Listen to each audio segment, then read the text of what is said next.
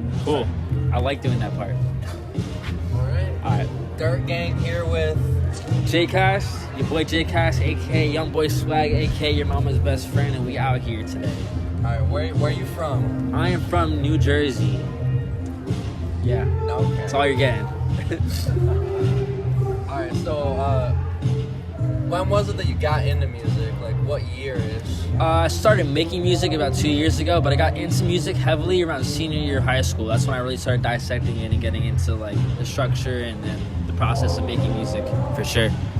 What made you want to get into it? Basically, just my passion for growing up and having everyone in my family make music and travel for like rock bands and stuff like that. Basically, growing up seeing that, playing guitar and piano, and then eventually I was like, hey, why don't I just do this myself, you know?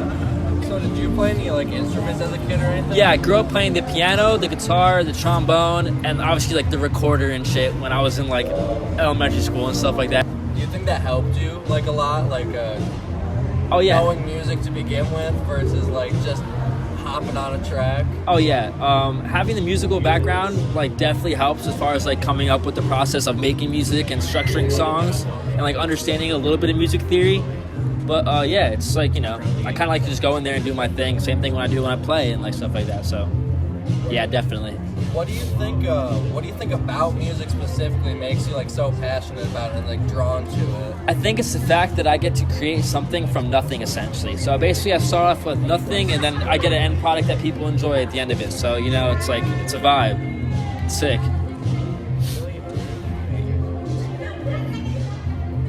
Is there anything you don't like about music?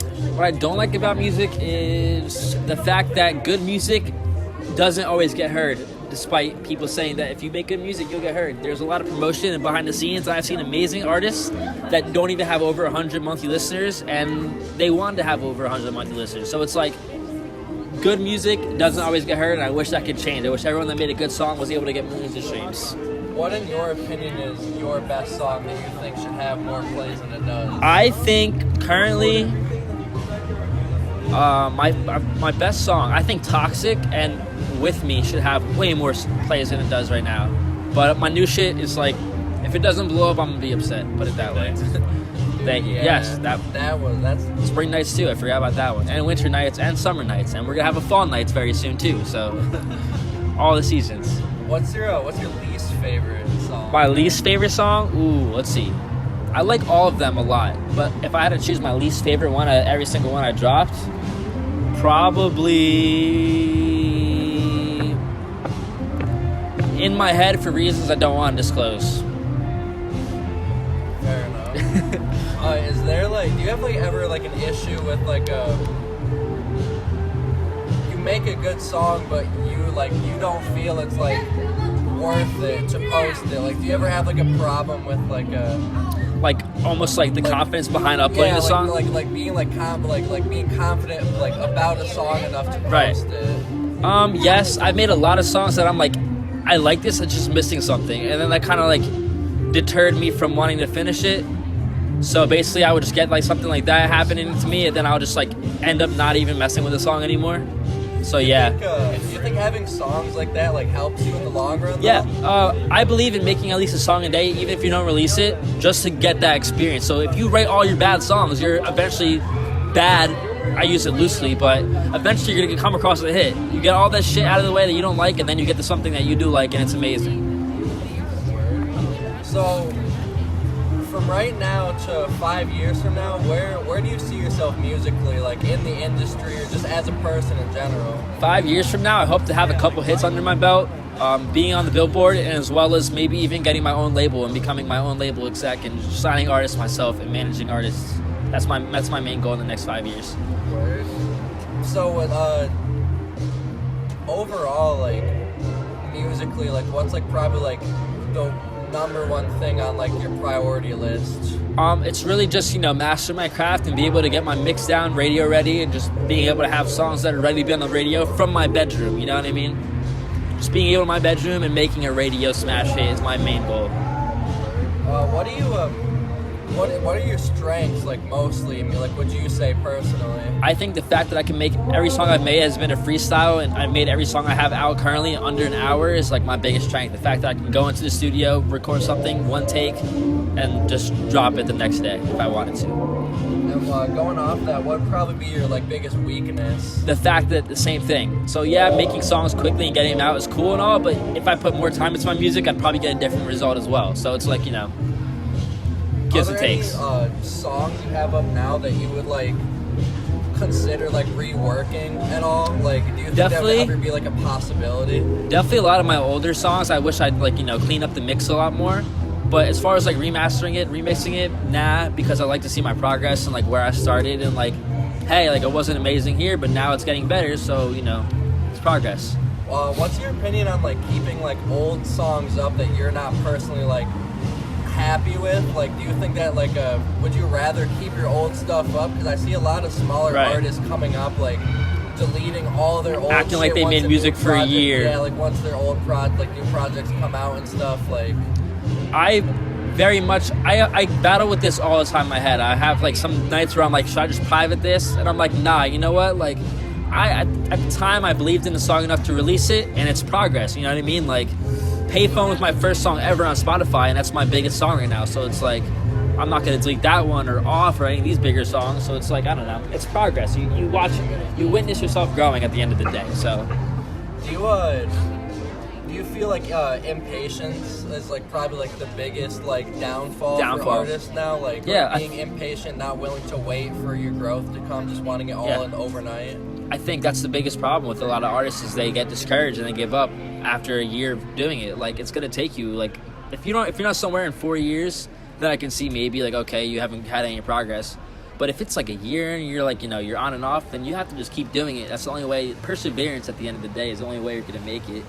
Yeah, because you see people like coming up, like Juice WRLD, for instance, like he just kind of came out of nowhere, but I don't think people realize that he was doing shit before he was he had to do shit to get to where he is. Exactly, and that's the biggest misconception. Is like I blame, like, you know, I don't blame TikTok and like stuff like that, but like it's blowing artists up overnight. You know what I mean? As far as like even like back in the day with like Lil Pump and stuff, he blew up technically overnight. So it's like, that's a giant misconception. Like, that's not gonna happen to everybody. That's just like a lucky few.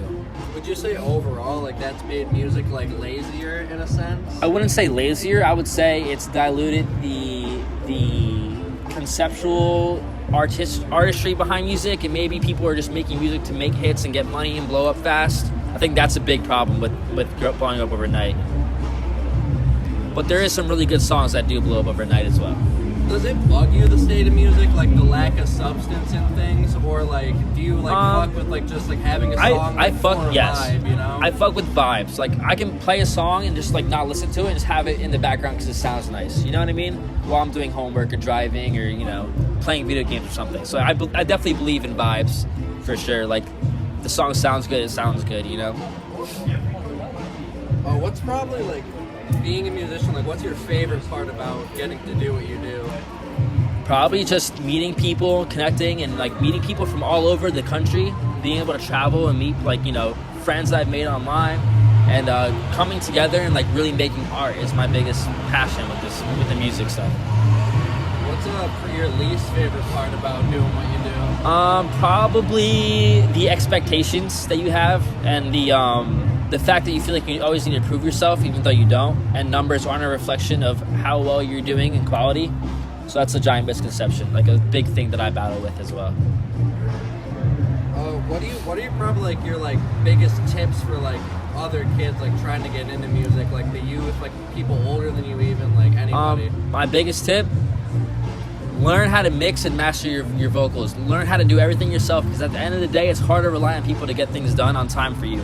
There's been multiple instances where I've gone to studios, like when I first started making music, and I paid all this money, I never got a song back, and that kind of discouraged me at first. So learning your craft and really putting the work into figuring out how to do it yourself is super important, and don't let anything discourage you. It's going to take time to get good, so you have to really keep pushing and pushing and pushing until you get there. How much time a day would you say you spend on music? Like, making music, probably like a couple hours. behind the scenes shit, probably like the rest of the day. I'm sending emails out constantly, studying algorithms and a bunch of other things constantly, working on my, you know, image and a bunch of other things constantly. So it's like music doesn't stop at just making the song. It's like a bunch of other shit that comes with it as an independent artist. Do you have anyone you want to plug? Yeah, plug anybody. Oh, shout out to everybody here right now.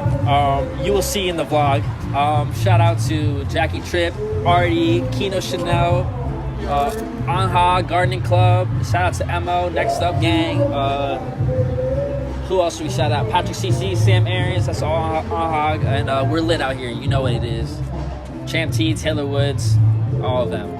Roan, Kid Curl, Weather, YB, I don't forget you, bro. And there's so many people to shout out. I couldn't fit it all on this one. Shout out to my mom and dad, my sisters. Shout out to everybody. Fuck it. Shout out to everybody gets a shout out.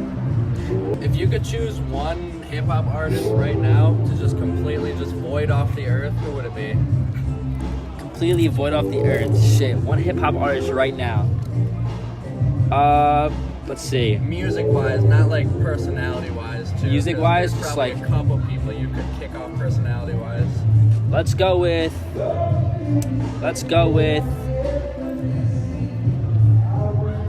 Ice JJ Fish, bro. Fuck Ice JJ Fish. It's beef on sight. Nah, I'm just kidding. Fuck JJ Fish. We good? Dirt Gang J-Cast interview? It's been lit. Oh, yeah.